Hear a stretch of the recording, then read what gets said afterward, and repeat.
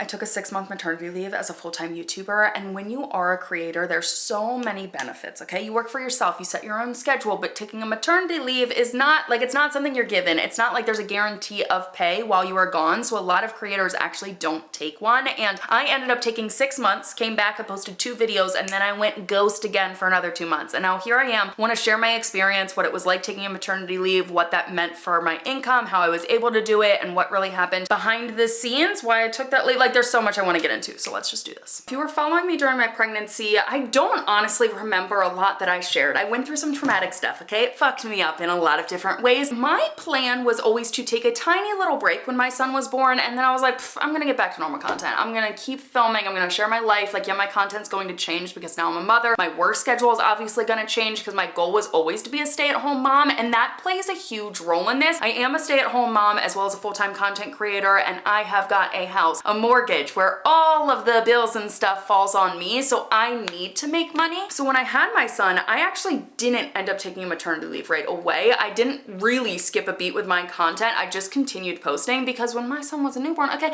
newborns sleep a lot, and my son thankfully was a pretty easy newborn. Like, was he waking up every 2 to 3 hours in the night? Yes, absolutely, but he was also taking solid naps, and I was like, what am I to do? Like, I can only do so many puzzles. I can only clean so many dishes. Like, let me just do my job and enjoy it. And I remember I was 11 days postpartum, and I went out to breakfast with my bestie girl, Cathrin, and I was talking to her about it, and she was like, if you're enjoying it, like, do it. Like, do whatever feels right for you. So I didn't take a maternity leave right away. It was just when things started to get harder with my son that then I really needed to pull back. Remember when I said my son was really good at taking naps? Yeah, it got to a point where he wouldn't nap anywhere else but on me, and then it just kind of kept getting worse and worse and worse to the point where no one genuinely knows how bad it was except for me. It was so bad there. He wouldn't sleep anywhere but on top of me, even in the middle of the night. The amount of nights I ended up sleeping on the floor because I didn't feel comfortable sleeping with him in a bed. Yeah, it was not fun, and I was running off of very low energy. I did not have any time to myself. I could not film because I do not share my son online. Like, you'll see the back of his head or like maybe like his body like running away as long as you don't see his face, but otherwise I really try not to share any personal information about him, and it's an interesting line to walk when you are a mom creator that wants to share motherhood but doesn't want to share your kid, you know? So like, filming vlogs was really difficult. I was so exhausted. I didn't really have that much time to film except for during his nap time, and even then, editing videos, I had no time to do it. Absolutely none. When it came to prioritizing my time, it's like, okay, well, if he actually got down for bed at a reasonable hour, which quite frankly like never ever happened, I needed to sleep. I needed to rest because I was going to be up all night. Like, I might only get 2 hours of sleep. It's not like I could work then. And it just got to the point where I had to be really realistic with myself on where should I focus my energy, what is making me money. And we need to go back to the money thing, because we got to talk about like TikTok, why I focus more on that. I built up a new brand, and let's talk about money. I've been a content creator for, oh my gosh, this is gonna be my 9th year. I was about to say 8 years, and I was like, holy shit, we're in 2025 now. And I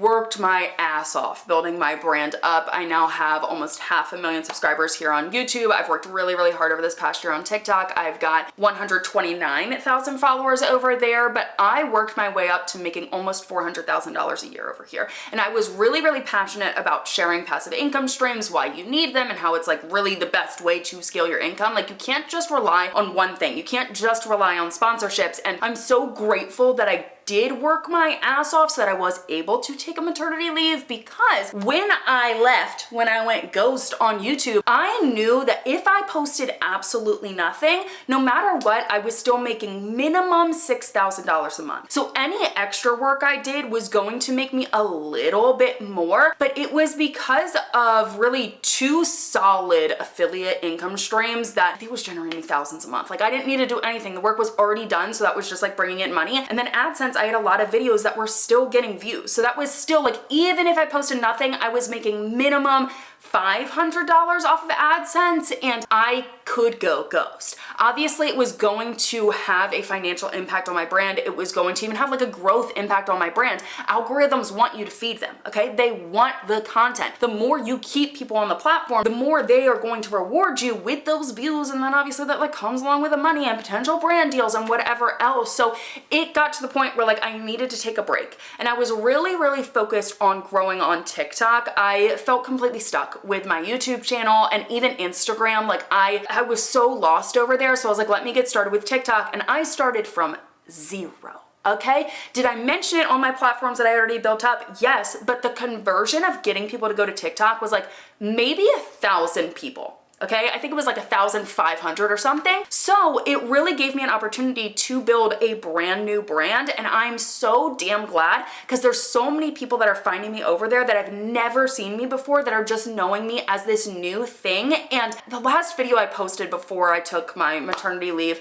was sharing how much money you make off, I think it was TikTok versus Instagram, or was it just Instagram bonuses? I don't remember. And one day I randomly decided to log in and I saw a comment that was like, see, this is exactly why creators need to get real jobs. Like you can't rely on being an influencer, all this stuff, because I hadn't posted in months at this point. And I just responded to the comment being like, yeah, because I'm making more money on TikTok. Like it got to the point where I was making 12 times more on TikTok than I was on YouTube, posting my normal content. And I went back to my analytics the other day, and I can film a whole video on this if you guys are curious, but with the amount of work I was doing on YouTube, it could not compare to how much money I was making in 2022. I think it was specifically when I took a look at the analytics. Like my views were higher and I was making so much less, and I was putting in a decent bit of work, and I was like, why the fuck am I doing this? I need to work smarter, not harder. If I'm gonna be a stay-at-home mom, if I'm gonna give all this attention and time to my baby that he needs, like I need to find a way that works. And TikTok was honestly it. Like if you're sleeping on I know we don't like know what's gonna happen with TikTok, but TikTok income wise has been huge for me, and I'm hoping it stays around and that it can continue to grow and even get bigger for me. The TikTok ban was definitely an eye-opener though, because I had neglected YouTube, obviously, okay? I wasn't posting over here at all. And once that was like threatened to go away, I was like, oh shit, this is the majority of my income now, because actually my passive income streams had stopped. So an income stream that was making me $3,000 a month every single month for years went away. And one month it was like, you get $100. And I was like, what the fuck happened? I checked my analytics and I was like, oh my gosh, of course. I fully understood what happened, but it was really a shock to me to be like, okay, well now I gotta supplement that $3,000 that I'm losing. And obviously I'm still working hard on TikTok. I've been uploading all of my short form videos over there to Instagram as well. I've tried to upload them over here on YouTube, and it's not the same, okay? I understand the audience I built up over here is not interested in the Cathrin Manning little people lore that I have on TikTok. I really need to continue to diversify, like I was talking about with passive income streams. Like that's the only way this is going to be sustainable for me. And I feel so damn lucky that I've been able to do this job for as long as I have. Like I was even talking to Cameron the other day, and I'm like, to think about the fact that we have been doing this for this long and been full-time creators for this long. Like a lot of people, especially these days, like the hype goes and then like they don't know how to turn it into a sustainable business. And I'm so glad that I have been able to do that I was able to take a maternity leave. Like I desperately needed that, but it's not something that's commonly talked about with creators. Like I have seen other creators talk about how they like thought they could be a creator and still be a stay-at-home mom as well, and then they're like, oh shoot, no, you need help in some way. And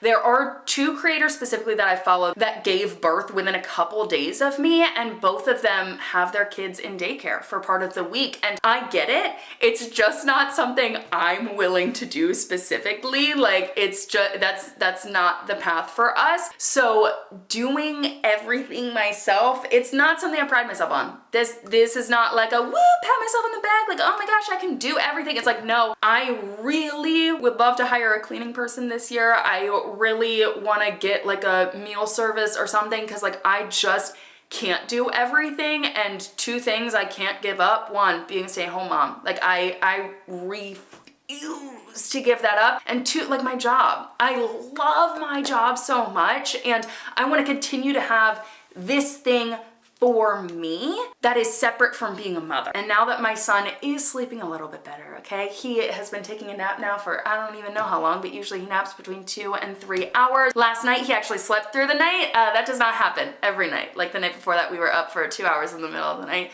And then he ended up sleeping with me. But you know, we're finding ways to make this work. I really, really want to come back to YouTube, and I just need to figure out a system and a strategy that works for me. So yeah, thank you guys for sticking around, for being with me, for honestly watching all my videos. It is funny to me, the videos that have continued now to get views and are making me money now. Like, it's not the one video that I almost expected to write out. It's videos from, I think, like 2018, maybe, so damn old, that are making me like a couple $100 a month. And I'm like, sweet, I'll take it. Like, thank you. That's so damn great. But if you guys have any other questions, if you got any video requests for me, let me know in the comments down below. This feels like old school Cathrin Manning, and I kind of like it. I'm far more confident in myself. Can you guys tell? Like, I feel like I am way less scripted. Thanks for watching.